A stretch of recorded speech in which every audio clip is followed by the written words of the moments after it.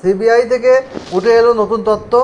আরজিকর কাণ্ডের চিকিৎসক খুনের ও ধর্ষণের ঘটনাকে কেন্দ্র করে যেদিন অর্থাৎ 8ই আগস্ট রাতে যে ঘটনা ঘটেছিল, সেই দিন এই সেমিনার হলের ঠিক পিছনেই ছিল বয়েজ হোস্টেল। আর সেখানে রাত 9টা থেকে গভীর রাত পর্যন্ত চলছিল উল্লাস পার্টি। সেখানে উপস্থিত ছিলেন ইন্টার্ন, ডক্টররা, অন্য চিকিৎসকরা। সেই সংখ্যাটা খুব কম ছিল না। আর তাদের সেখানে মদের আসর বসেছিল। আর তারা কি কেউই টের পায়নি এই তার সামনেই এত বড় একটা ঘটনা ঘটে গেল? তারা কি কেউই সঞ্জয়কে ঢুকতে দেখেনি বা সঞ্জয়ের মুভমেন্ট লক্ষ্য করেননি?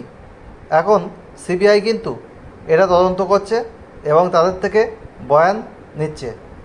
প্রত্যেকে রয়েছে এখন সিবিআই স্ক্যানারে। যেদিন ওই বয়েজ হোস্টেলে পার্টি চলছিল এবং যেসব ইন্টার্ন চিকিৎসক বা অন্যান্য চিকিৎসকরা, ছাত্ররা উপস্থিত ছিলেন, তাদের বয়ান নেওয়া চলছে।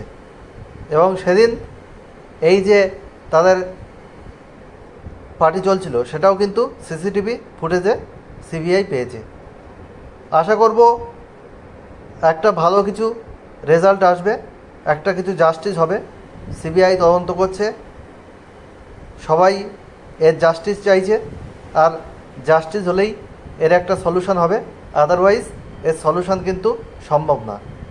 পুজোর আগেই, দুর্গা প্রতিমা আসার আগেই এর সলিউশন হয়ে যায়, সেটাই আমি চাইব এবং আমরা বাংলার মানুষ সবাই সেটাই চাইছি। আর নতুন কোনো আপডেট এলে অবশ্যই আপনাদেরকে দেব। আজ এখানেই শেষ করলাম।